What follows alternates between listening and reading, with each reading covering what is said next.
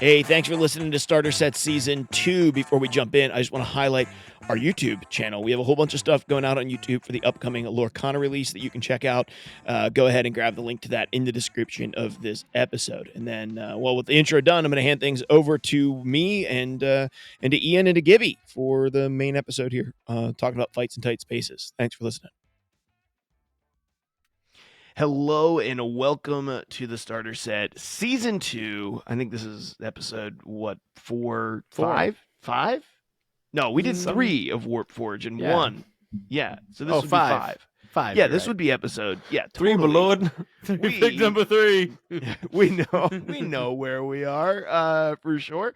I'm Mark. I am here with my camera disconnecting, and I am also here with my 2 faithful co-hosts, both Gibby and we also have Ian. It's good to be here with you guys tonight, and I've got a question for you, and I think it's going to be a great one. What is your favorite gaming accessory? What's your favorite gaming accessory?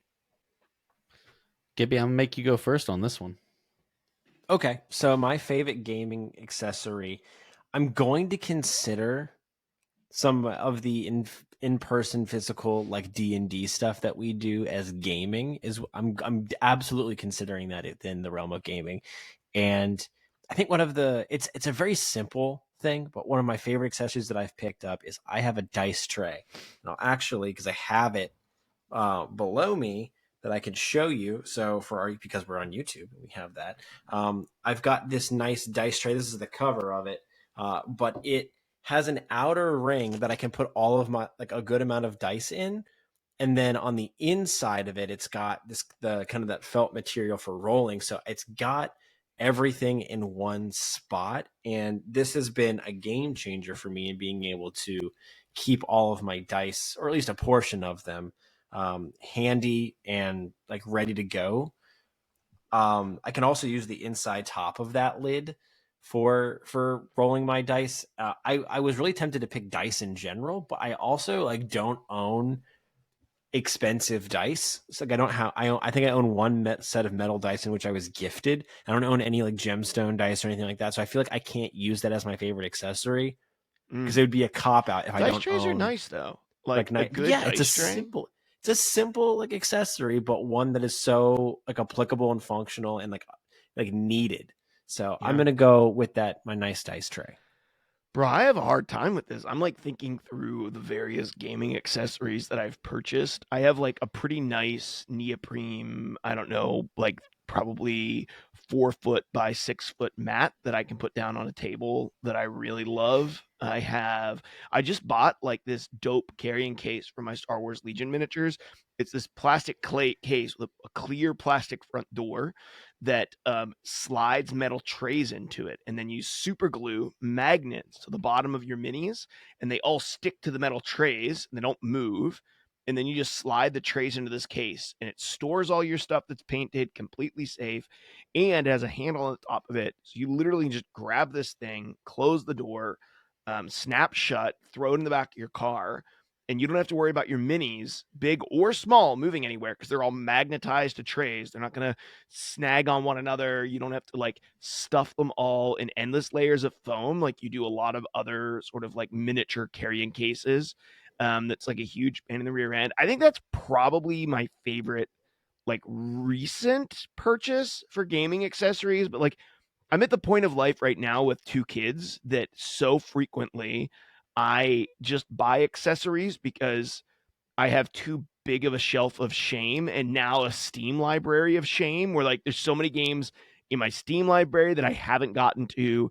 There's so many board games that have not seen the table, or certainly haven't seen the table frequently enough, that I'm I can't. It's hard to justify spending more money on cards and that I can't play with anybody with, and games that I can't get to the table. So I'm going to buy this super cool new backpack that carries my board games in it. It's that's where I'm at. I'm at expansion blinging. I literally bought all of the miniatures for Frostpunk, the board game, a couple of days ago, and which is a phenomenal game, by the way. And the miniatures are completely unnecessary. It's just a little miniature for every building that you can build in Frostpunk. and it just replaces cardboard like little rectangles that you would normally. They're actually easier to understand because they have the rules for the building on them. So like the miniatures don't. I have to memorize them now, but I just wanted it. That's where I am in my gaming journey. Like blinging out, accessorizing. So I just have like a ton of stuff. And if you really had to pick though, if you have a 3D printer, your 3D printer is your best tabletop gaming accessory because there's so much that you can do with it. It's pretty versatile. Yeah. Yeah, that makes sense for you. Yeah, Ian. All my printers have been down for months. I haven't worked on them, but Ian, how about you, man? What's your favorite gaming accessory? Yeah, so I initially I came up with this question. I'll tell the audience, partly because I have uncovered a passion for a certain gaming accessory, one that I feel I've had for a long time, but only recently have truly come to fully embrace in this last year, as well as now I'm my highest dream for this show would be for us to be sponsored by Dragon Shield, Oh, like good because sleeves.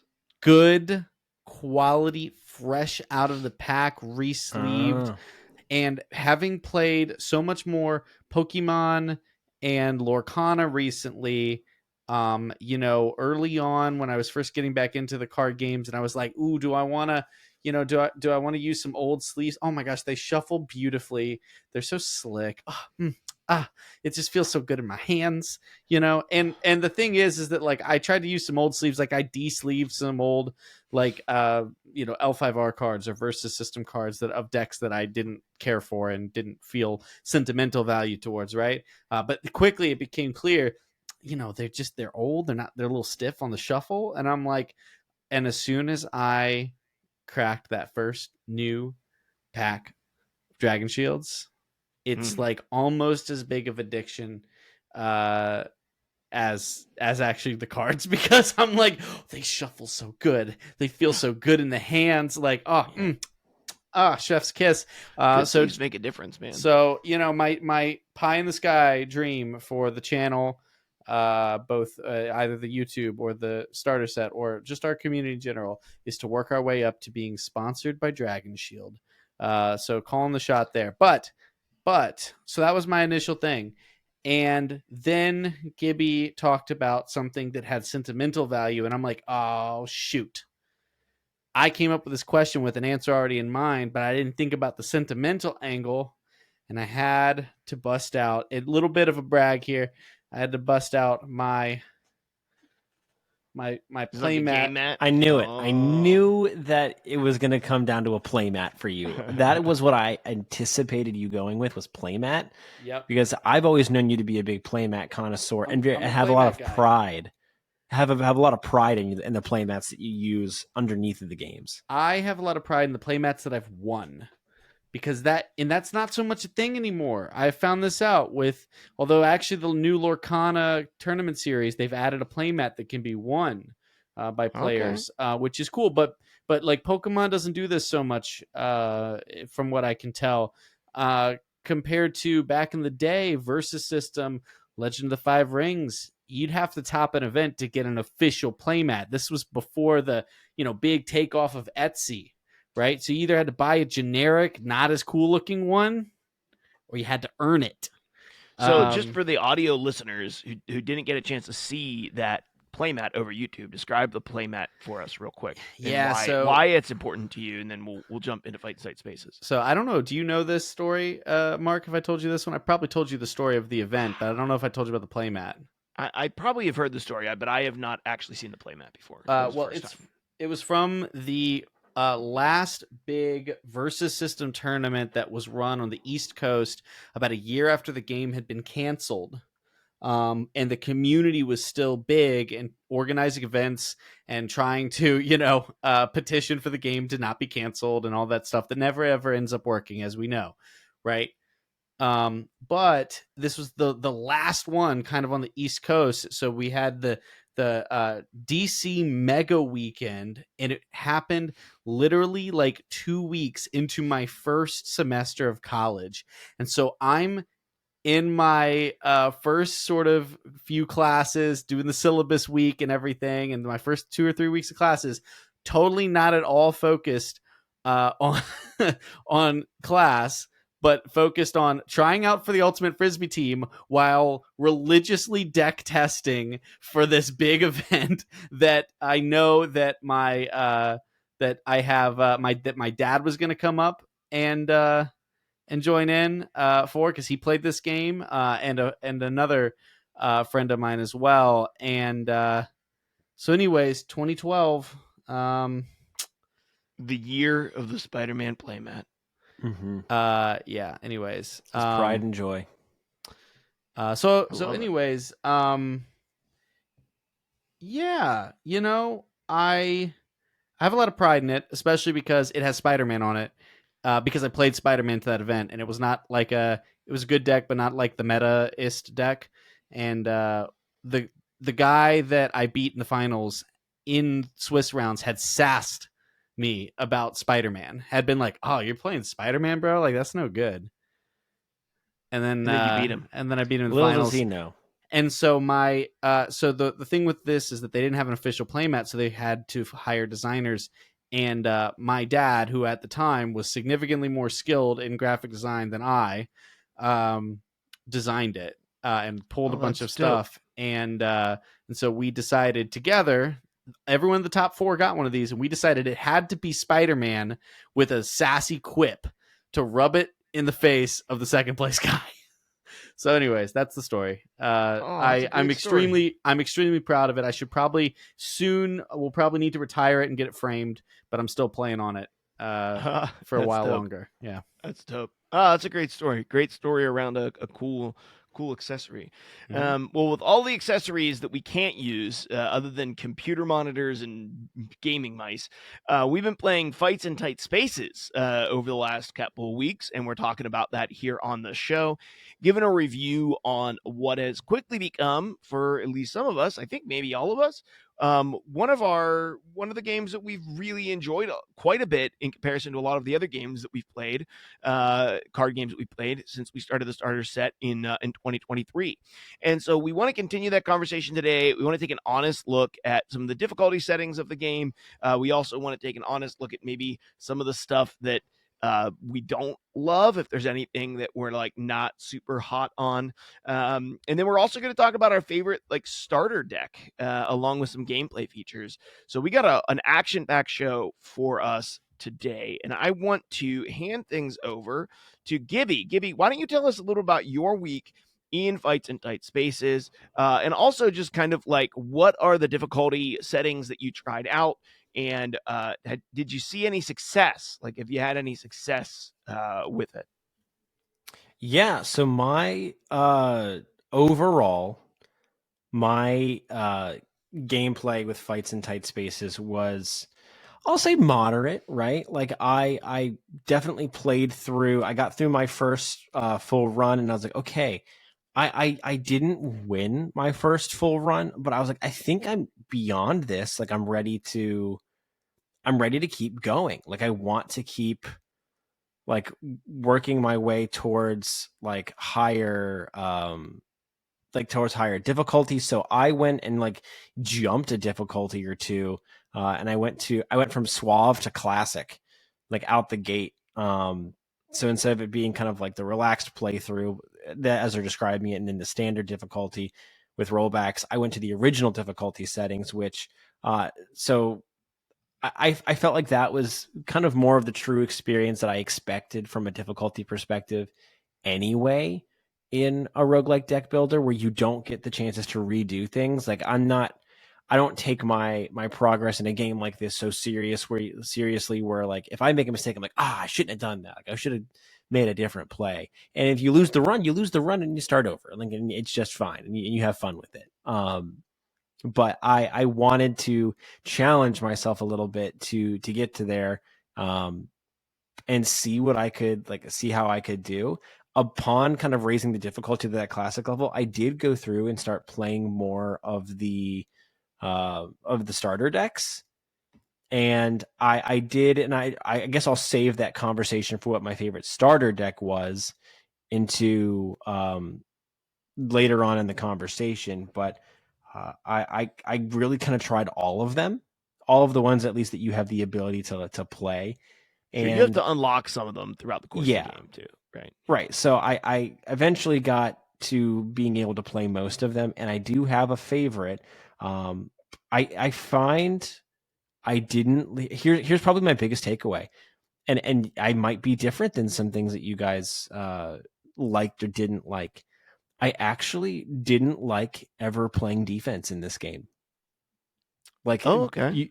using the defensive or the counter moves and things like that. Counter moves are okay, but like straight up just blocking, it was only at a necessity for me to ever play a card that was blocking. I was like, I want to go aggro and I want to jump in someone's face and zoom around the map and knock people out of the ring. I think knocking somebody out of the map is my favorite thing. So I really enjoyed upping the difficulty and seeing, like, I was like, I'm gonna have to use the medic. That's okay. But upping the difficulty, trying all the different starter decks, and like kind of just exploring the game. I got a chance to do that this week, and I was really enjoying doing that. That's awesome, man. For me, I played a lot more of this game over the last. Oh, did you get through everything in a run, Gibby? I guess that's the next question. Did you get through everything on like a Suave run or anything? Did you get through the secret agent I got thing? through it all in a classic run, actually. Oh, you finished it on a classic run. Did I miss I that in did. your what you just said as I was I didn't explaining the say it, game and to I you? should Oh, have. okay. No, I just missed saying that. No, I failed the Suave run, and then I went to Classic because I was like, I think I can handle more than what I'm currently doing, and I only failed the Suave run because I didn't want to go do the whole rewind thing. I was Okay. like, I feel like that's a cop out for me, and it was a dumb mistake where I backed myself into a corner and I couldn't get out. So I ended up was kind of taking my L on the Suave run, and it was like my second or third run in a classic one, and I got through it. Nice, nice. So I played a good bit this past week. We were away this weekend at a cabin with my family, and I took the Steam Deck with me and played. I will say this game plays amazing. It plays fantastic on Steam Deck. I think I actually prefer it on Steam Deck than I do on PC. So if you have a deck, it's really good on there. That being said, it's very easy with a handheld device like a Switch or a Steam Deck to be in a distractible location, like a place where you're easily distracted. And me with kids, when we were at the cabin this weekend, there was 6 children with us. And so it was like kids are jumping or screaming or talking. And like this game, very similar to Wild Frost, is not a game that you can kind of just play super casually. Like I feel like you can kind of get away with that in games like Slay the Spire. That's kind of like my travel game. Like I'll play that or was, but I would like play that on my phone because I didn't need internet when I was on the plane or, in the airport or something. And then now like I don't know, this game is it, but it is hard to play this game distracted because there's a lot of like little things that you have to notice. So I played Suave. I have a couple of wins on Suave. I think I have one on Classic Plus. I don't think I actually have a win on Classic yet. I really have not had a ton of success with it. I was like really close to one, and then I sidestepped somebody and I got hit by someone who could knock you back a space. And I was on like the edge of a building. But because I didn't have the ability to like undo my most recent move, I mean, I was in a really good place. It was like the end of the round. The guys had a couple of health left. I could have easily, taken a hit and then eliminated them probably the next turn or two. But I made the mistake of stepping out from being directly attacked by one person. And it was like I just got knocked clean off the map by the next one and lost automatically. And that did not feel good. It was like that was the point where it's like, man, I kind of wish, especially if I'm in an area where I'm easily distracted and I haven't taken the time to like read what each person is doing before I make my moves. Like once I clicked that card and I moved over, I was done. Like I had just lost the run and I wasn't able to reset, go back to it. If you're wondering what does what, so real quickly, Suave gives you 5 rollbacks around and resets are on. Classic Plus is 3 rollbacks and resets are on. Classic is no restarts, no rollbacks. In Special Agent, the enemies move first, but then you get a no restarts, but you do get a rollback. The purest, no rollbacks, no restarts, and then the hardest one, of course, brutal, no rollbacks, no restarts. And so, kind of as you go up, it becomes more and more of a difficult roguelike. And it's hard in and of itself. Like, it's easy to make mistakes in this game. There's a ton of thought that goes into it. So I've played mostly on Suave just because I've been in situations where it's like sitting on my couch with the kids next to me, or, I'm like late at night, I'm kind of groggy, and I'm doing it mobile. I don't think I've actually in the last 2 weeks sat down on my computer and just played rounds of this game. That being said, I'm not saying anything negative about it. It's just a game that requires focus and intentionality. It's not one that is like, you're not just throwing out 3 or 4 attacks in a block and passing turn, like you are in a lot of other roguelikes. Even like Monster Train and stuff that we played was kind of that way. Like, Yeah. it took a little bit more thought, but you could play that one a little bit more passively. I would even say that you could play Wild Frost more passively than you can play this game. Like, you had to be intentional with Wild Frost. I think there's more decision points in this one than there was in Wild Frost even. DBN, how about you? What have you been playing? Have you seen any success in fights in tight spaces? What difficulties you've been trying out?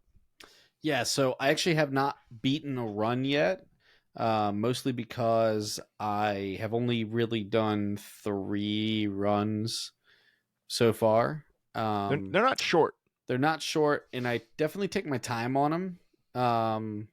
So I did a Suave run, and like Gibby, so I actually got all the way to the final boss, and then kind of like you were describing, I was playing late at night, only kind of half paying attention, and realized that my entire strategy of pushing people around didn't work on like all of the enemies in the final boss fight for whatever reason, or the ones that I had left. And then I'm like, there's like 2 heavies in it. yeah, it's like, like 2 heavies and then the main boss or whatever. And I'm like, well, I end up losing, and then I'm like, I could restart, probably figure out a way to do it, but it will take forever to try to win by not doing the thing my deck is meant to be doing, right? And I'm like, and I just know I'm like, this is going to take a long time, and I'm like, I want to see what else the game has to offer. So then I, ended the run and started playing on Classic. When I played on Classic, I quickly checked out I guess it's the defensive starter deck. Tried that one out. Played a little bit, didn't care for it. I actually stopped the run and went back, and I was like, I don't know if I like this play style. Mostly because to me, and it just was like not, I don't know, not cool. I guess like I love the cool abilities and movement of the game. I think this game is at its best when you as an agent are dodging, bobbing, weaving, pushing, backing up. Like, that's really cool. So I started playing it, and I quickly realized this isn't really my cup of tea. Doing the whole like blocking and countering and stuff like that, like, it's not as visually stimulating. So I said, let me back out. And that's when, because I have the DLC, that I unlocked the guns one. the guns one, the gunplay one. And can I just say, I've been loving that. So I just lost my 3rd playthrough in Classic, where I made it almost all the way back to the end, was crushing everything. I mean, like, I just jived. Like, I just had this sick loop of like, the way that one works is that you have to switch between stances. You start in like a melee fighting stance, and if you want to use your gun cards, you have to use one of the cards that pulls your gun out, that draws your gun. And you can also get other cards that do like a quick draw with a quick blast. But when you use the draw your gun card, it's cost 0, and it immediately draws the next gun action you would have in your deck. So you're guaranteed to at least get one shot off of something that's in your deck. And so you sort of thin out those gun draw cards, and then the back half of your deck is the non-gun draw cards. But you also have a holster card. So one thing you can do in the holster card is when you put the gun away, you can't use the gun cards anymore, but you draw 2 more cards.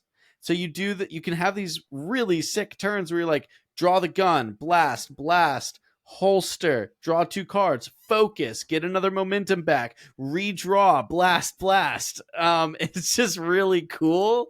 And it's also one that, like, spacing again feels so important because you're trying to open up lines where, like, you might have one shot which does more damage the further away you are. You also might have a gut shot where you jam the gun up in someone's belly and fire. It does a ton of damage, but you have to be right next to them, right? And so there's a lot of positional components there that make it really interesting. I loved it.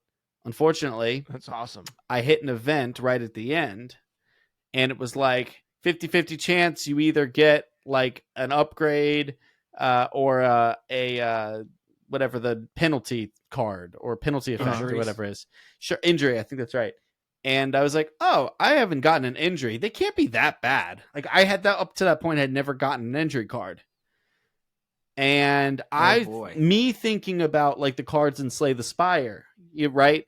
Sure, like just take 2 damage at the end of this round. Take 2 damage at the end of the play round, it, whatever. And I had this sick upgrade or enhancement where you fully heal yourself at the end of every fight, but you take 3 per turn.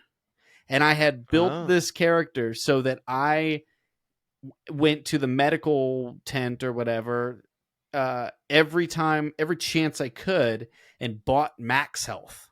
I didn't need to heal anymore. I just stacked max health up to like a ridiculous number, right? And I full healed every round, or every at the end of every round. Yeah. So I'm like, oh, like this a little curse will be fine, except that the injury increased, doubled or increased the momentum cost of all of my attacks. Yep. And I'm like, oh my gosh, I can't play the game now. Injury. Yeah, the concussion injury. And so my entire run was ruined. I literally could not. I couldn't weave attacks together. I basically got to attack once per turn and then had to move. And I looked at the chart that was so far ahead of me, and I was like, I'm not going to get to a medical tent for so long. There's no way I'm making it there. And so I tried to fight out one round. I guess it's against the mobsters or whatever's right before the final boss. Yeah. And I'm just like, well, I can't. I mean, who knew the injuries were this devastatingly awful? Lesson learned: if there's an injury on the line, do not take the risk because your entire run will just get flushed down the drain. So that was really frustrating, but I had so much fun on that run, and you know what I mean? I'm like, all right, I can look at that and be like, I think I probably would have won that run. My deck was just so good. So, hey, lesson learned. Gibby, what starter deck have you been enjoying, or which one have you liked the most? I know you said you kind of went ham. You went a little fighty, which I'm sure means that you went with the aggressive starting deck. Absolutely is what I did. Ham, egg, and cheese, the full breakfast combo. We went aggressive on here. The aggressive style, there's not a whole lot of blocking in there, whole lot of attacks, and it is just like your whole goal is to just absolutely obliterate anybody that you can. There's a lot of high damage attacks in there, and the only kind of thing about the aggressive deck is that it requires you to maintain your combo in order to get off several of the more efficient cards in the deck. I think if I had to highlight just a couple, my favorite card overall in that deck is the Steel Self card at the very far right of your screen. Steel Self doubles the damage of the next attack that you do, and it is the perfect setup card for if you're maintaining your combo and you get used to kind of keeping track of your momentum and kind of manipulating your opponents into a position where you can get off some of these high attacks, whether it's a hook kick or a left kick or something where you need a wall behind you. And you're like, okay, I got him right where I want him. Steel Self, high damage hit that requires me to have like a decent amount of combo. And you're just one-shotting people out of the way. So that was my favorite card. And I also just liked a lot of the other kick cards in this deck. The front kick, hook kick, left spin kick, whatever it was, because it involved some sort of push effect along with it. Or usually that was like your methodology for movement without really losing kind of your momentum or losing your combos, I should say, is you'd be able to like run up 2 spaces and kick somebody. So I liked the combination of movement built into attacks and just the high damage volatility of it. And I would prioritize using a medical tent on pretty much every chance I got because you're most likely going to take some hits. And if you don't, then go get an upgrade. Great. But if you do take a hit and you need a medical tent, then you prioritize that every single time, just knowing that you're not going to be able to play defense. But it was so much fun. I loved the aggressive deck. That's awesome. The aggressive deck is one that I haven't played yet. But I have played a ton of Slasher, which is a deck that is making use of the bleed effect a lot. You have a ton of cards that bleed, and so like let's say somebody has 5 bleed at the beginning of the round. At the end of the round, they'll take 5 damage and then drop down to 4 bleed. And next round, they'll take 4. So it kind of lets you get dots on a whole bunch of people and then evade and move around and sort of like you're never really getting hit. You're just always like smacking them with a knife and then slashing them with a sword, or I guess there's no sword, it's a knife or your hands or whatever. And you're just making people bleed the whole time. And it has a really cool card in it called 3-punch combo, which just hits 3 times, but it gives you 3 combo, which is really nice for stacking combo. It's just 1 momentum stacks 3 combo. The other deck that I played, have you guys unlocked this one, the Grappler? Have you unlocked this I think deck I yet? just unlocked it. Okay. Yeah, but I haven't tried I think it I yet. have it, but I haven't played it yet. Okay. So this deck took me a little while to unlock, but my goodness, I have really enjoyed this deck. So there's a couple of ways to sort of like disable your opponents in the game, and that is through stunning and then through throws. And this one has some really fun cards like Suplex that just lets you grab someone who's on one side of you and throw them on the ground behind you. It has Tackle, which allows you to just grab somebody and move both of you a square forward and whip them onto the ground. Shoulder Throw, which allows you to just swap places with them, throw them on the ground. There's one that's Roll Throw. You literally hit them, knock them onto the ground in their space, and roll past them into the space beyond them. Oh, I got that one in a run halfway through, and that thing ruled. It's fun. And so there's Great like all of this repositioning. stuff where like, man, you almost always every turn have the ability to disable somebody. Now I will say this, you can't just stay hardcore on this because heavies can't be thrown, pushed, or moved. And so like if you get to the end of the game, you still need a way to remove the heavies. Now, the last boss is interesting because he swaps his attributes. And so there's certain rounds when he's dodging, there's certain rounds when he's heavy, and there's certain rounds when he's not either of those things. And you have to choose your throws really strategically. It also has a little card in here called Counter Throw, which allows you to basically prep. And if you get hit, you get some armor. And if you get hit, you throw somebody. And I found that one to be able to throw people that are even heavies sometimes. And I'm not exactly sure why, if it's like a bug and it's not supposed to happen or what. But it's been really fun. I really have enjoyed this deck. I just like the ability to like just like the whole time I'm just picking you up and whipping you onto the ground or swapping spots with you or grappling you and throwing you in the line of fire of a gunshot. I think grapple might be one of my favorite cards in the game. It just allows you to grab someone from one location, toss them to the left or right of you, adjacent to you still, and points them opposite of you. So now if they were attacking you, they're now attacking away from you, so they're not going to attack you. And you can throw them in the line of fire of another attacker or a gunshot. And I think that card is actually not. Oh yeah, grapple. It is in this deck. That card is really good. It doesn't give you any combo, but it's super super useful. And so for me, my favorite deck has been Grappler. Now I've had one run where I just absolutely trashed it. Like I felt like I steamrolled through it with the exception of a couple of points in which there was a heavy that I really had to figure out a way around. And in that, early in the game, they give you a card called Jumping Twist Kick, which does 12 damage, but 24 to heavy enemies. So it hits way harder. against heavies, but there's definitely a time like in the biker gang region when you haven't been able to add enough cards in your deck to be able to deal with heavies effectively, that you're kind of just moving until this card gets back in your hand. You just move, Yeah. 3 rounds. Okay. I got jumping twist kick again, punch kick him.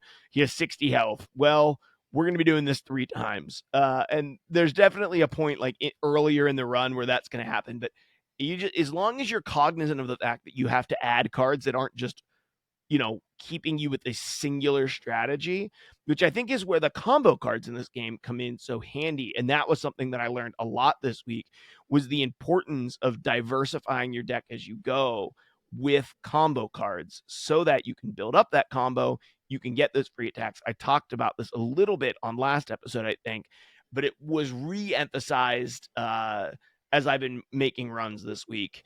Like, when you can, getting that like left hook kick that moves someone and does 12 damage, that right kick that moves someone to the right. And man, it's been so awesome. And like, I'm getting punched from 2 different directions, and I left hook kick one dude in the face, right hook kick the other dude in the face, still have 3 momentum. And I just pick up a dude and toss him on the ground. And it was like, I was surrounded and dying, and now you're all disabled and punching each other. And that was definitely a satisfying, like, those particular cards are really satisfying. So I personally have really enjoyed it. And I think that both the slasher deck and the grappler deck are a lot of fun. I'm really excited for the trickster deck. I haven't unlocked it yet. I don't know if either of you have. I don't know what level I need to be to unlock it, but I really want to unlock that one because it seems really interesting. I think it'll be really fun. Yeah. DBN, any gameplay features that you found that you liked, and anything throughout this week that you found that like really didn't land well with you? Barring the injury card being so truly devastating and run ending, being extremely frustrating, but hey, lesson well learned. And I tend to not hold that against games because, now I know. I don't really think I've run into anything particularly frustrating. I'll go out there. I'll sort of expose myself a little bit here, which is that compared to, I would say, most of the games we've reviewed for starter set so far, I have played this game more than I would say. This is I'll say this is probably a top 3 most played of all the games we reviewed, in terms of like, I am seeing my Switch when I've got downtime between things, and I'm walking over, picking it up, turning it on, and sitting on my couch playing Fights in Tight Spaces. And I feel like at this point, that's basically maybe the highest praise to come from me, which is like, there have been games that I have liked intellectually but not had the drive to play. And so I'm trying to think. I'm really stretching my brain here, trying to think of something I didn't like. And I really just, I think maybe if I had to levy a criticism, it would be that there's really no story. And I think that's okay. Like, I think about this as like, this would be, what if you played a cooler, more interesting, more complicated single player Dominion. Oh, okay. That's what this is, right? I mean, like, let's be honest. It's D&D grid meets Dominion with super hot graphics, right? Yeah. That's what And this game spies. is. And so if I were to think about this in the context of like, would I expect Dominion to have a story? No. No. And this costs less than Dominion. You know what I mean? Like, so even though this game is more expensive than some of the digital card games that we have reviewed in the past, I think that like, the product you're getting for that price is pretty good. And when my only complaint is, wish it had a little more story, I then have to remind myself, this game is not a story driven game. This is not Inscription. This is meant to be played as a gameplay loop. And they made a really good gameplay loop. Like, and they let's be made a fair. fantastic gameplay loop. Yeah, they did. So, I mean, I've started to take these single player games, and I'm setting Inscription aside for this, but of the Wild Frost and Slay the Spires and Monster Trains, I've started to take these games, and instead of holding them against like, traditional story driven video games, I've started holding them against board games.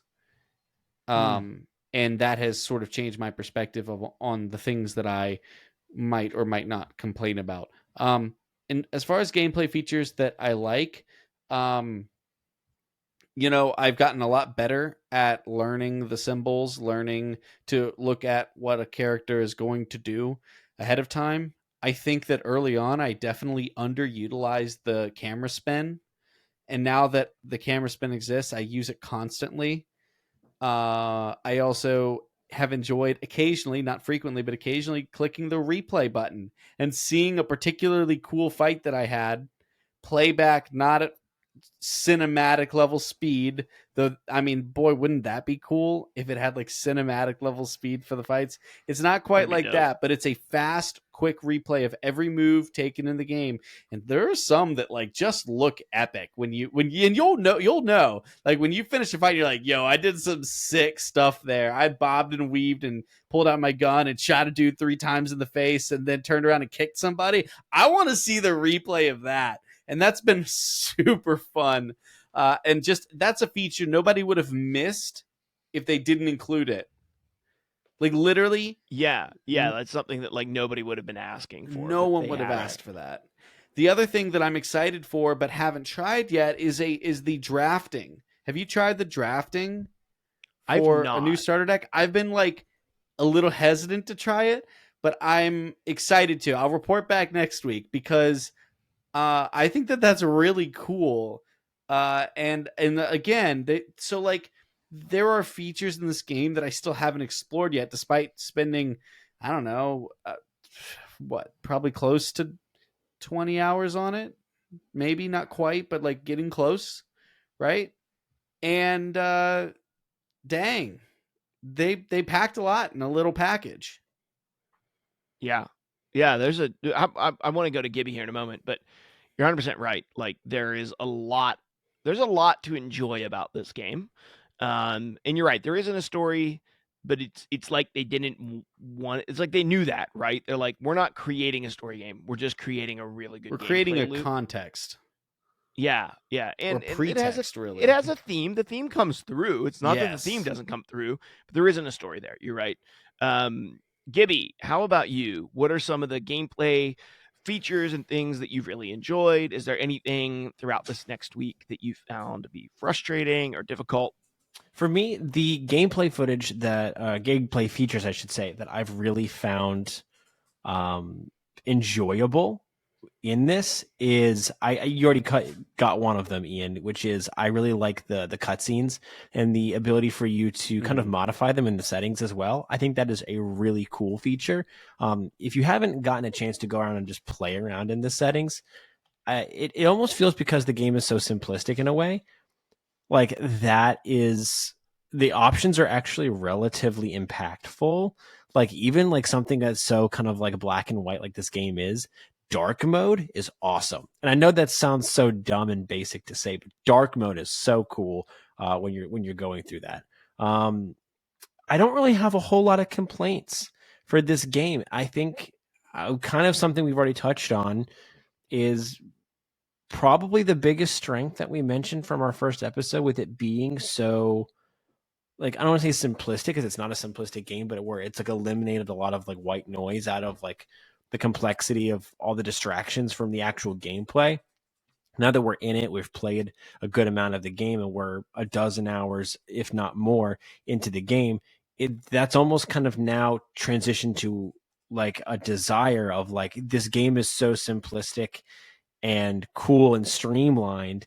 I now wish, because I understand the game and I've had a good amount of time to spend in this like streamlined version, I wish there was a way to expand my experience to now start adding more flavor to it, so that way it felt like it would continue to grab my attention. And not that I'm losing interest, but I just have aspirations for this game to be the full package that I want. And it's the same boon or same bane we've talked about before, right? Is we've seen so many roguelike deck builders at this point that we're like, I know what other games have done, and maybe the only fault of this game is that it came out too soon.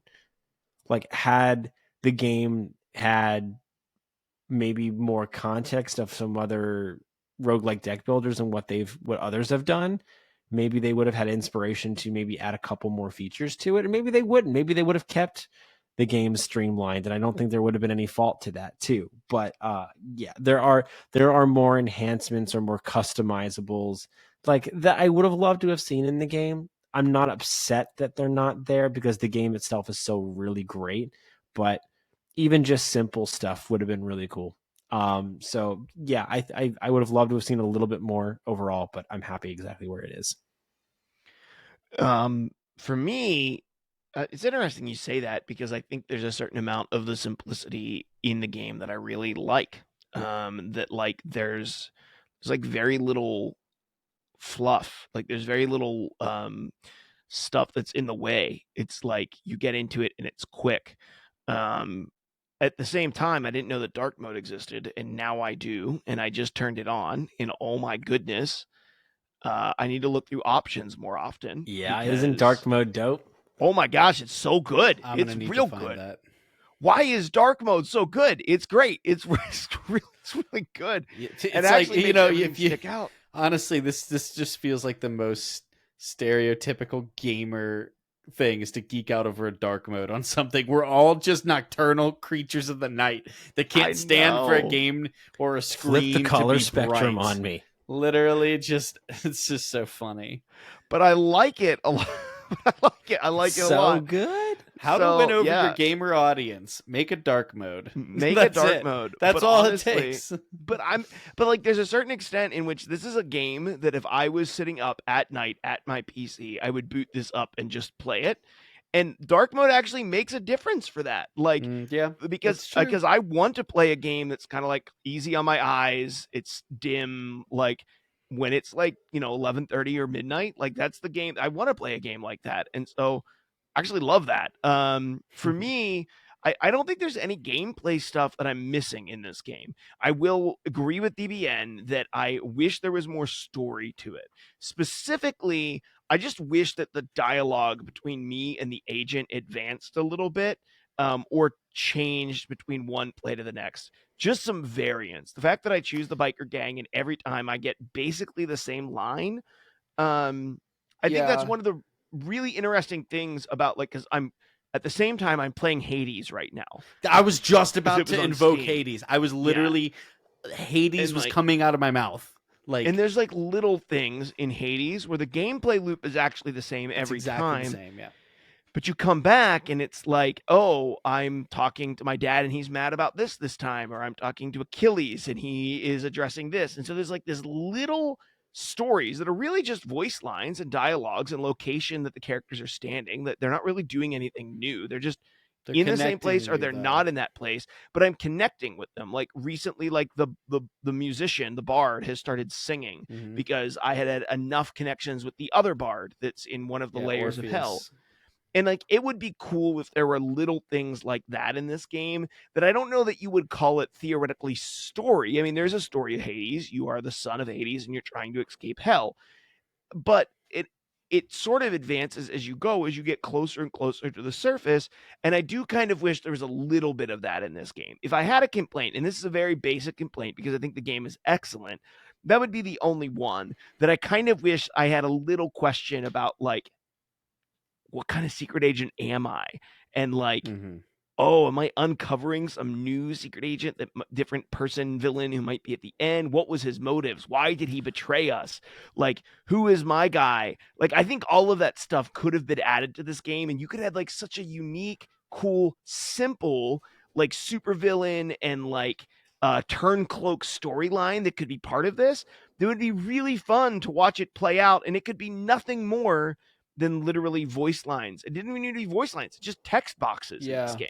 Or even like one of the things like with Hades, like it's as simple as like if they could do like a more humorous thing of like, why does this gameplay loop exist? Right? Well, it's because you get back to the hub and they'll be like, well, I know you just got back from this thing, but wouldn't you know it, that biker gang is acting up again.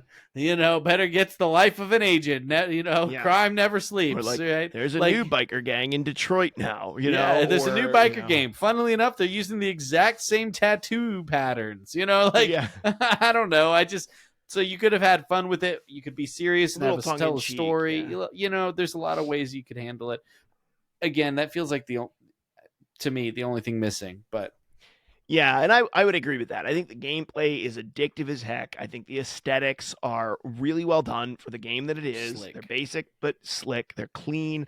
I think the interface is clean. I think the game is well worth the money that you would pay for it. And we'll give our final thoughts next week. But if I had one little thing, I think I would agree with you. And that's the one thing that I'm missing is just some variance in texts and voice line and story.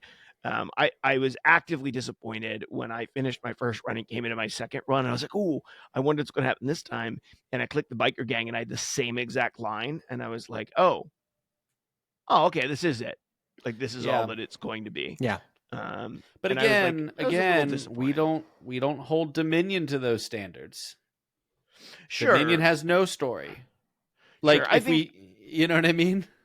I think playing it alongside of Hades has emphasized that for me because I Sure. literally was swapping like every time at the cabin this week, and I'd sit down one time with the deck and I would play Hades. I'd sit down the next time with the deck and I'd play Fights in Tight Spaces.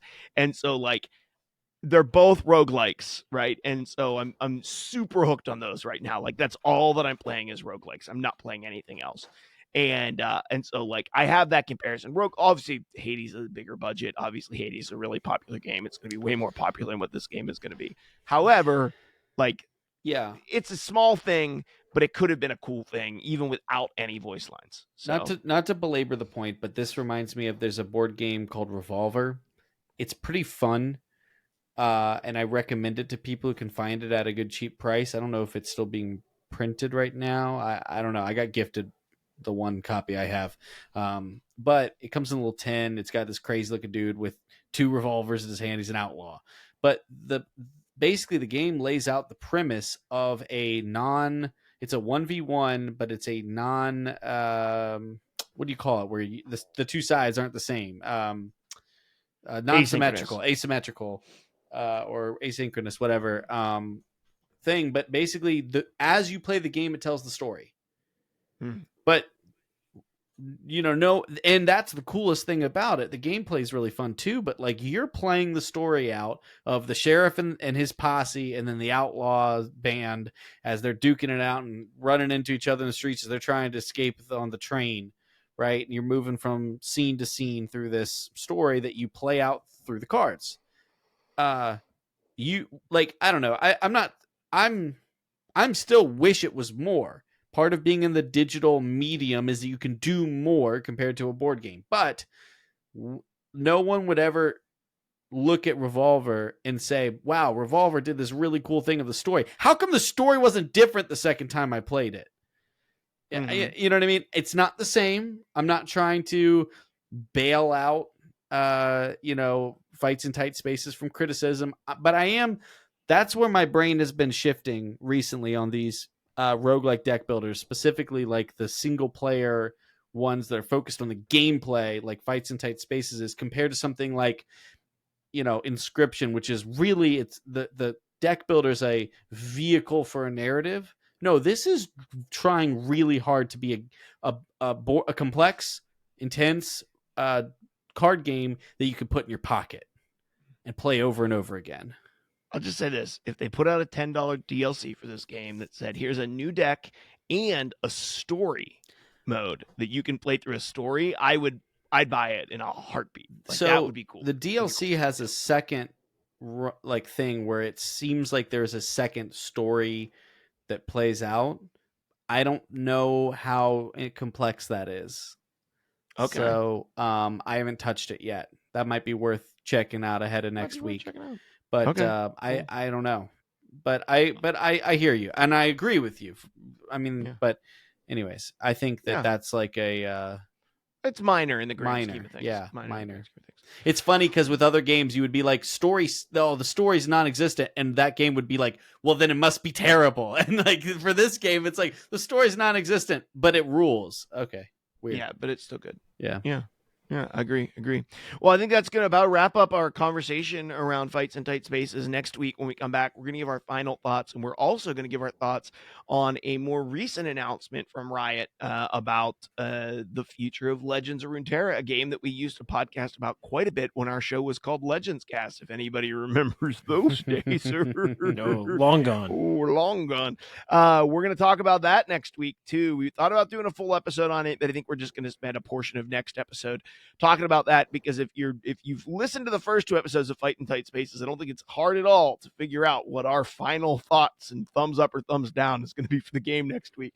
We'll so see. if you feel like we'll see. you feel like it's a foregone conclusion already, Nah, we'll and you're hold like, out. well, I'm just saying, if there's people out there who think they're going to skip the next episode, there's a little Don't you carrot on dare. the end of the stick to come listen. Do 'cause some we're drama. We got the Yeah, a we're little gonna drama. We're gonna bring the drama up again, and then everybody who gave those bad star reviews about me being negative about Runeterra, they'll be out of the woodworks. We'll hear 'em. But- I'll never let that go. I'm going to live into that forever. So, But that's going to do it for this episode. Want to thank you guys for tuning in and listening. Of course, as always, check out our stuff on Patreon and YouTube, and join us on Discord. We'd love to see you there. As always, thanks for tuning in. We appreciate you guys. Thanks for listening, and we'll see you guys for next episode.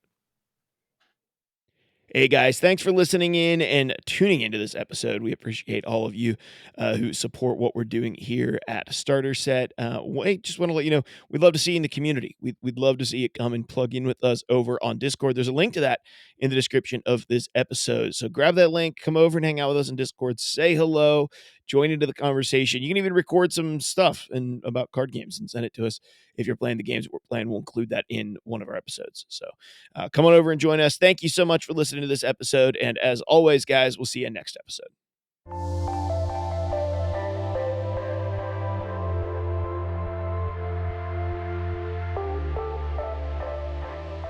Hey, this is evidently me saying hey, the That's new post-show intro. I've done it like 6 times. For the 4 times that we've done each time this. you've done it, it's been Hey, welcome back. It's DDN and I. That's right. It's just the 2 of us. Just the 2 of us. Gibby has a sick kid, and Yeah. so he needed to go, which is understandable. Yeah, Yeah, that's understandable. And So we just wrapped up Fights in Tight Spaces, so we had him for the important part, right? Yeah. You know? The fun part he's abandoned us on, but That's the right. important Hey. part he was here for. He's a trooper. He's a trooper. I feel like with Fights in Tight Spaces, I feel like I'm on my positivity redemption tour. You know what I mean? It's like a reverse villain arc. Like You're it's hot my on it right now, right. Yeah. I mean, this game. Well, it's an impressive game. I mean, It's- it is it's really legitimately an good. impressive game. Yeah. Yeah. I mean, listen, I'm never going to sugarcoat my takes on things. Like, and I've never done that ever in the history of this podcast, to sugarcoat my takes on things. So I just want to, like, here in the post show, I mean, I will have I will be excited to tell people next week my final thoughts after another. Does it wear on me? Do I get bored of it? And if I do decide to keep it or whatever, why? But I mean, dude, I'm thinking about, and I liked Wild Frost, right? Oh yeah. I didn't pick up Wild Frost this much, even when we were reviewing it. I mean, I'm picking this game up to play a lot. I was streaming Wild Frost, so I feel like I played Wild Frost, but I am. I don't. It's really hard because like Hades is just a wildly addictive game. Yo, and so, Hades like, rules. it's so freaking good, and because I've been like, I just like find myself, instead of being on here's the honest truth. I talked about this before the show. My good headphones broke, and all Right. my headphones squeeze my freaking head right now. And so I don't want to play anything on my computer at night because I get a headache until I buy new headphones. And so like I've been playing on the Steam Deck, and I just want to play freaking Hades right now, like Yeah. because it's I'm sure Hades fell off for me eventually. I'm sure it'll fall off for me again. But that's been the only Have thing you that's ever gotten to the rivaled end? it. Yeah, I did. So I bought it. I got it on like Xbox Game Pass, and I Mhm. actually streamed it on PC and ran it with a controller. Mhm. And I did get like 1 or 2 clears back a year and a half, 2 years ago. But Mhm. it's always kind of been on my Amazon or my Steam wish list because I'm like, when it goes on sale, I think I'm going to pick it up. And it went on sale last week for like $17 or something like that. And I was like, it's time. Yeah. Like it's just time. Like I have it it's on too Switch. good of a game. It's a fantastic Switch game to have like in reserve for when you're Yeah. traveling and stuff. I mean, it's like Switch right now is it. I've got that. I've got Hollow Knight. Hollow Knight's such a good game. It's so good. I haven't beaten that. I haven't beaten Oh, Hollow Knight. I've beaten I'm Hollow like Knight. it's Hades 2 this year, by the way. oh, I know. 2024. Yeah. Well, on Hades Silk 2. Song someday. Silk Song's supposed to be 2024. It's supposed to. We'll see. It's been Yeah. radio silence from what I understand. I think Hades 2 has kind of been radio silence too, to be fair. Yeah, maybe, but I mean, at least like this time last year they announced it, right? Like, we'll see. Anyways, I mean, I know that there's like been all sorts of things of the last few years, from writer strikes to Oh yeah. actors and all that sort of stuff. So like, there's plenty of reasons why games might get delayed. I mean, Destiny's getting delayed, the Destiny expansion. Oh yeah. Well, there's all. Well, and There's Activision's laying people off. And I all feel like sorts there's of a stuff. bunch Yeah. of reasons. there's a whole podcast, a series on the muck-ups of Destiny 2 and where in Probably, the direction that game is going. Probably, to be Yeah. honest. But I actually just sent you a link. I don't know if you've taken a look at this or not.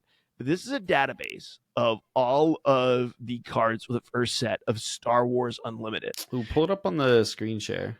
Oh yeah, I'll pull it up on the screen share. Now I know that you had said that you were feeling a little less amped about this game. Oh, I got to pull up the correct capture again. So it'll be up in a second. I know you said you were feeling like a little less amped about this game, but I'm curious now that all of the heroes are out, if you find one that you're like a little that you're excited about. And so like, so they have Krennic, who, and it's interesting because I thought the art was consistent, but as it turns out, it's not, and it's unfortunate that a couple of characters that are probably the coolest look the worst. So director Krennic, Iden Versio, who's like head of Inferno Squad, which is dope. Mm-hmm. Chewbacca, which has probably the worst artwork in the game so far, in my opinion. Oh, Chewie's artwork is awful. It's really, really bad. That's real bad, gang. Yeah. This guy, Imwe. I think this is the guy. Chirrut Imwe. Yeah, Chirrut Imwe. I think he's the guy for maybe like Rogue One. He's from Rogue One. Yeah. Yeah. Of course, Luke Skywalker is one of the heroes. Pretty good looking Luke. Emperor Palpatine, if you wanted to play. Palpatine's got good. That's pretty good art. That's good artwork. Yeah, that's pretty good. Tarkin looks meh. Tarkin. Yeah, it's a style. Hera. Oh, Hera looks good. Great. Looks really good. I think I like this. Great. Yeah. Hera looks great. I think the Leia looks fine. I think the Leia. It's just too stylized. I don't know. I don't love that one. It's a little stylized, but it doesn't look terrible. Mm-hmm. Vader kind of in the same style as Leia. Generic. Like we've seen Vader look like that a million times. Yeah. Yeah. He's Vader with a red lightsaber. The Grand Inquisitor. I skipped ahead a little bit, but we'll keep going. The Grand Inquisitor, IG-88. I love IG-88. Big fan. Yeah, big fan of IG-88. Cassian Andor, pretty stylized as well. That's fine. Pretty stylized, I actually don't mind it for him. Like, I think that's okay. I like Cassian a lot. Sabine Wren. Sabine looks cool. Yeah, I saw an alt art for Sabine Wren too that looked really good with her helmet on. Boba Fett, obviously not great artwork, but love Boba. Thrawn. And actually, I think that's really good artwork for Thrawn. I like the Thrawn artwork. Yeah, I think Thrawn looks good. The worst of the batch, Han Solo. Holy crap! This artwork is just an affront to me. Why do they do this to Han and Chewie? That's Like, my question. affront Like, to the two nature, like- coolest. Yeah, it's bad. The Han Solo is bad. The Han Solo is real bad. Really, really bad. And then Jin, which I actually think Jin's probably the coolest. I think Jin might be my favorite artwork. Her and Hera probably Hera's are my two artwork favorite. Slaps. Yeah. It's real good. I really like really Hera's. good. I also just like Hera as a character. Yeah, she's really Star Wars cool. Rebels is awesome. Yeah. Love that show. So we're not yeah. going to go through all of them, but they've released all of the cards now Mhm. that you can go and see. You got the Obi-Wan, the old Ben Kenobi card. You got a lot of got the Shore Troopers in here, which is cool. Now this is not as generic of a Vader. I mean, it is a Vader in red, and he's sort of on That Hoth here. artwork is real good. Yeah. Yeah, that artwork is kind of dope. I actually really like that one. I like the Luke Skywalker Jedi Knight unit more than the hero card itself. more than the hero card. Yeah. Yeah. Now there are alt arts of like all of them. And so okay. all the heroes have sort of like an enchanted version. Like you would have in like an alt art, full art enchanted version that are kind of like they go to the very end of the whole box is covered in the art, the whole card is, and then you get like there's like a hollow or a shiny version of it. I actually don't know how to find those on this website, to be entirely honest with you, but they do have alt art versions. They're just not super easy to find. Oh shoot, they have Bendu. They have a lot of they have a Bosk, which is super cool. The one in the middle. They have AT-ATs, ATSTs, all Now- kinds of stuff. Oh, and they've got Dooku. Oh, Yeah. my favorite Sith. Yeah, you got Dooku's I'm in such this a as a big card. Dooku fan. Yeah, Dooku's great. He's in here. I mean, they have a lot of like Mm-hmm. they really ran the gambit and sort of like everything from like more modern stuff with Inquisitors through Star Wars Rebels and like a lot of really classic, like this K2SO card is freaking awesome. It's like him catching a grenade out of midair, like a thermal detonator. Yeah. Cool, freaking Oh, cool you know, artwork on K2SO. wait, do they have Cad Bane? Does Cad Bane have a Ooh, I don't Cad Bane? do- Oh, I love Cad Bane.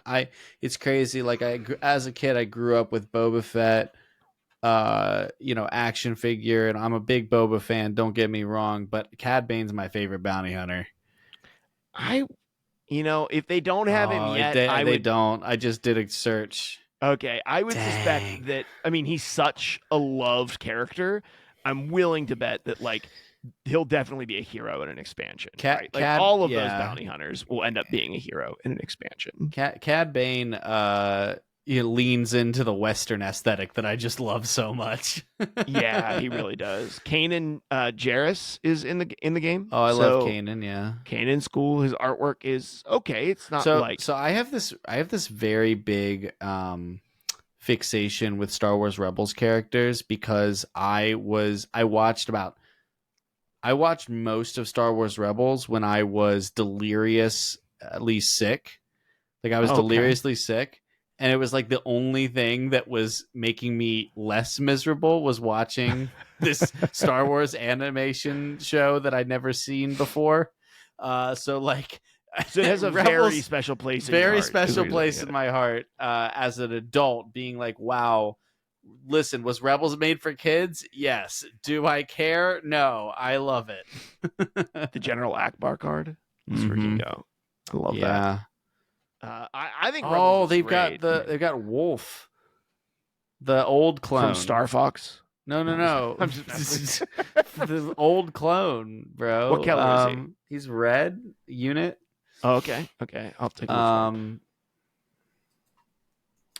I gotta imagine they have Rex in here somewhere. Yeah, there's so many characters that are like in the universe. Oh, and Chopper's got a card. There's a Mace Windu that looks awful. Oh no. Yeah, it's okay. Yeah, Greedo. Look at Greedo. When defeated, you may discard a card from your deck. If it's not a unit, deal 2 damage to a ground unit. That's fun. When he Oh, dies, you get something. Classic so Greedo. Boba Fett looks terrible, but like the normal Boba Fett card, like the non-hero version of Yeah. Boba Fett, is actually freaking dope. Like it looks really good. So They have a Jabba. It's like he's like an anime Jabba almost. It's a style. It's a style. listen, you know what? I think from a visual perspective, obviously we can look at some of the things and go like, wow, they don't know how to draw Chewbacca apparently, right? Or whatever. But I do like some of the stylized artwork. You know what's bothering me most? I think is the frames. Like Yeah, they have the some pretty super cartoony numbers. They look like it looks like made for like the super bright, whatever red the and number is, blue, red and blue. Like yellow. feels Yeah. like it's made for kids, And I just I don't know. Maybe and listen, here's the other thing. Like when you get your hands on a cards, sometimes that sometimes that changes.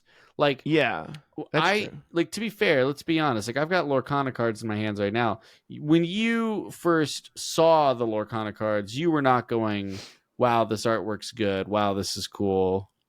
Right? I looked at Lorcana and I thought it was cool, but I wasn't jazzed out of my mind about like the Disney theme as a whole. And then, but like hands on cards in Lexington, I loved them. Like I thought the cards Yeah. themselves were really great. I mean, Yeah. we've got Jafar as a sorcerer wielding electric magic, right?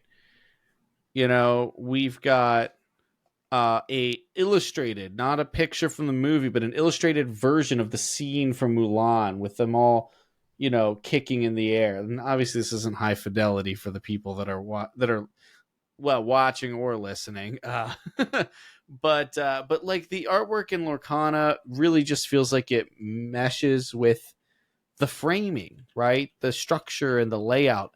And I look at and I see that they have this idea of kind of going retro, with this art style combined with the framing, like it's from, whatever 79 was when New Hope came out, right? Yeah.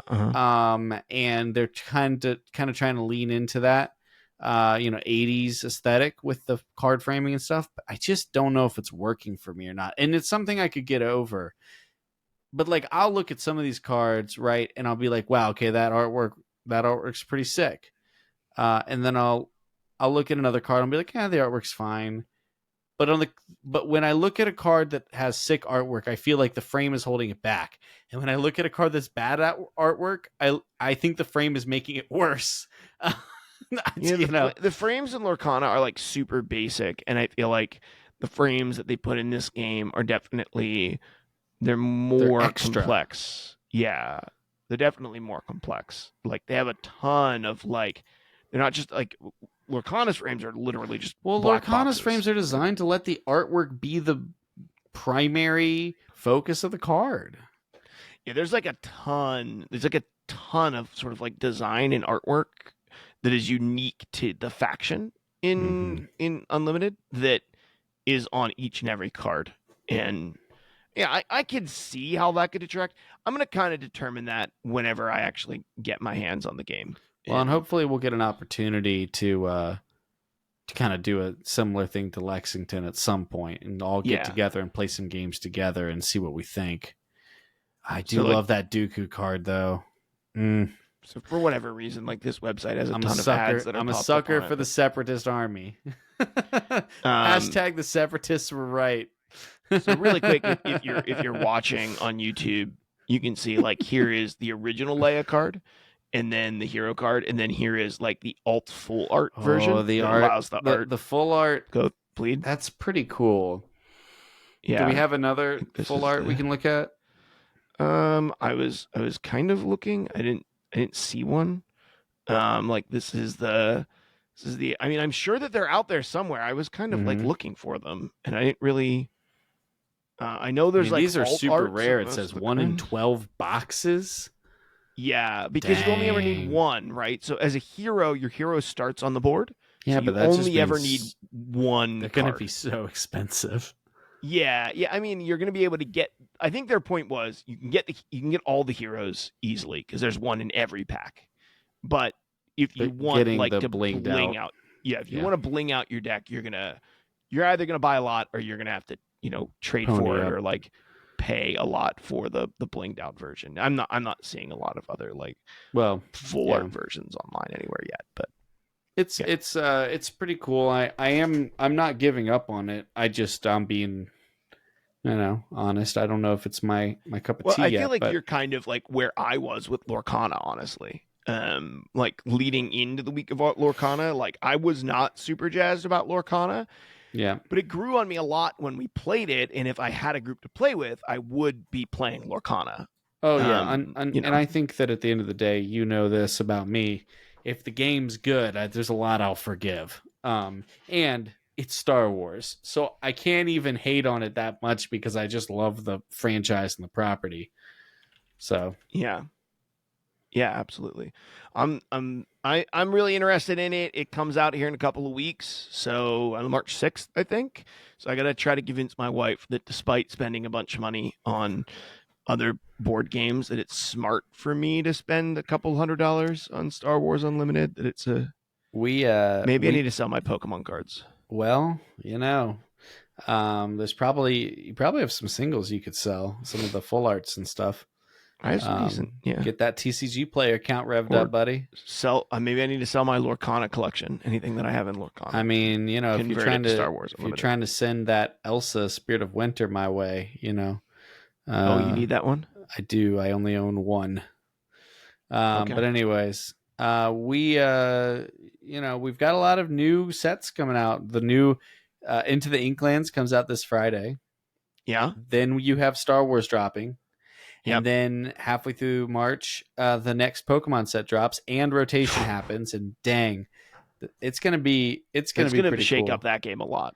I'll tell you this: as far as selling your Pokemon cards, I mean, good luck. I feel like that's like a tough thing. It's like, oh, do you sell the singles, only the good ones? Do you still have a bunch of random cards? You just go and try to sell bulk to people for not a whole lot of money. I don't know what the answer is. I will say, if you ever Pokemon is an easy game to get back into and drop $30, $40 on Get a a good meta deck deck. later. Yeah. Exactly. And so, honestly, and I think after this set, there's going to be a few more pretty cheap decks to make. That if you ever did decide, you know what, I think I might want to play Pokemon again. Standard Pokemon. It's as far I've realized that compared to Lorcana, and even worse compared to something like One Piece or from what I hear, Flesh and Blood. Oh, Flesh and Blood's Pokemon is terrible. the cheapest entry because they have so They've many. made it accessible. Yeah. They have so many different rarity versions of the cards that the ones that the fancy full arts are like actually the same price as the non-shiny, meta cards and chase cards and other games. Well, to be fair, I think Lorcana was trying to do the same thing. I think its idea was right, like you will make the cards easily accessible if you want to play and you want to play competitively. It won't be an expensive game, but if you want to bling out your deck with like enchanted versions and stuff, it's going to be expensive. And then just like the demand versus distribution issue made it impossible to get their cards for a long time. Yeah, And made them really expensive. I don't think that was their original intention. No, but I mean, but the other thing you have to remember too is that like Pokemon has so, and I don't want to belabor the point, but like Charizard EX, one of the strongest decks and strongest Pokemon in the format, and it's a Charizard, which means everybody instantly thinks that they're gonna be able to sell it in 30 years, which they won't. But you still have stupid collectors that think that, right? And so the standard, not alternate art version of Charizard EX is still hanging out around $10, and that's like down, right? Yeah, not expensive. Right. That's like down from what it was. $10 a pop, and you need 3 of them. Okay, well, the reason it's fallen that low at this point, and that's still not low for a Pokemon card. It's just low for what compared to what it was. The reason it's fallen that low is because they have since added two other ways to get your hands on promo versions of Charizard And EX. you So can if buy you're like the straight up box that has him in it, right? Yep. You Gold can version buy in it. and get packs too, and some other and is it efficient from the buyer perspective? If all you need is Charizard, just spend $30 and get 3 copies of them online. But if you want the experience, if you want to get some other cards, you want to get some packs, or frankly, just by adding more Charizards of any type to the environment, you drive the prices down of all of them. Lorcana has no promo anythings. I mean, Pokemon, listen, I'm Mm. not blaming them for that. They're new to it. Pokemon's been around for how long? They've got it down to a science. I'm just saying, like, it's a little silly that you have some staple legendaries for Lorcana that are chilling at $50 a piece. I Yeah. only own 2 of the Sad Beast, right? Um, and every steel deck from here to Kingdom Come wants to be running 4. Mm. So Yeah. Yeah, they'll get it eventually. Like they'll get eventually there. they'll get enough printed in circulation that'll be easy to get. Pokemon does a really good job of like making their competitive scene accessible to everybody Mm-hmm. and then really driving home this concept of collecting. And it's Yeah, like one of the only card games in existence that like collecting feels like it's actually more the game than the game in some cases. And that allows them to drive the prices down for people who want to yeah, actually play the game competitively, which is one of the things I think Lorcana once again has the ability to do because of Disney and the fanaticism around Disney for collecting. Like over yeah, time, they could keep with alt arts, promo cards, all that stuff. Like they could get it to the point where like the main bulk of how they're selling their product is people who are collecting the cards. And mm, then they're able to drive the price down by printing pre-made competitive decks and promo cards that allow you to get access to competitive cards. And I think that Star Wars Unlimited has that same ability and is of that same yoke. Like they're of that same feeling, right? Where they're saying like, hey, if you want to collect the shiny full art version of every hero, you're going to have to buy like crazy and search for it. That's going to like the collector in you might, if you want to collect all the Star Wars cards, you're a Star Wars fanatic, might drive you to buy tons of this. And this allows us to put the heroes in every single pack and put more cards in every pack than the average card game, and allows us to drive the price of all of the other cards down. So it allows you to get into the game theoretically competitively if they print enough of it. I still think that if Lorcana had printed enough stuff in the beginning and there wasn't this supply and demand issue, that right now it would not be expensive to get into Lorcana. I think that people would buy it up, but if they had enough that it just like kept the supply out there, I yeah, think that the price of singles, you could put a deck together pretty inexpensively because it would also help if they had like more alt arts of like some of the more mundane cards and maybe not just the really expensive ones.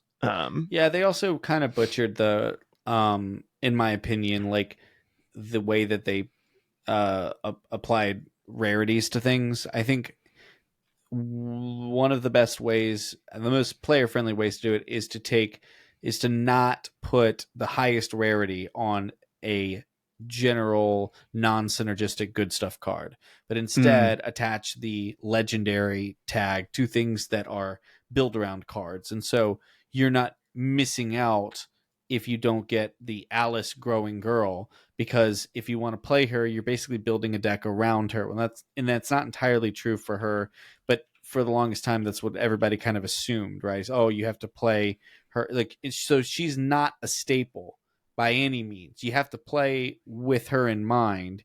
And so she's a great example of a good legendary. Rapunzel being a card draw engine that can be used in any deck. That being a legendary is the injustice, because everyone needs to have those if they want to play a top tier amber deck, and mm, they cost like $30 a piece. Same with Sad Beast, almost $50 a piece.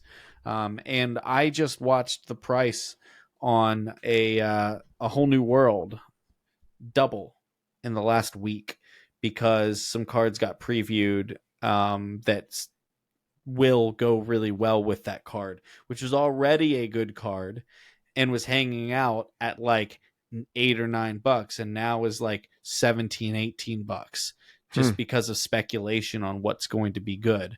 So it's a little bit disappointing that like what they really do need to do is start sending out promos of super rares and legendaries, whether they package it up in a special tin with a bunch of other packs or whatever, or like you mentioned, Pokemon does these great Champions League or league battle decks, right? Yeah, Where it those takes things are great.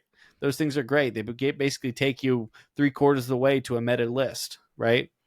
So Yeah, for like $30. for like $30, I would love to see them do that. And even if they decide they want to make different artworks for these, so that like the collectors who paid $40 for the beast don't feel like screwed over, I'm fine with that. I'm fine with putting a promo stamp on it so that everyone knows, oh, well, it's not the real thing, it's a promo. Sure, as Fine, I long as don't everybody care. can I still need to be able play to it. play. Yeah. I need to be able to play them. Yeah. Yeah, absolutely. So, anyways. Well, I think this is a 30-minute post show, which Yeah, is it literally just the two of us rambling about card games and talking about things. But I it was mean, fun. That's really the main show, too. Really the main show. This was This less is the banter. show. This more is what just, the like, listeners more signed show. up for. Yeah, absolutely. Well, we hope you guys enjoyed listening, and hopefully you didn't get too bored in our post show. We had a great time with it. Thank you guys for tuning in. Once again, come back and listen to the next episode. We'll give some final thoughts next week and move on to a new game the week after that. That's going to do it. Peace.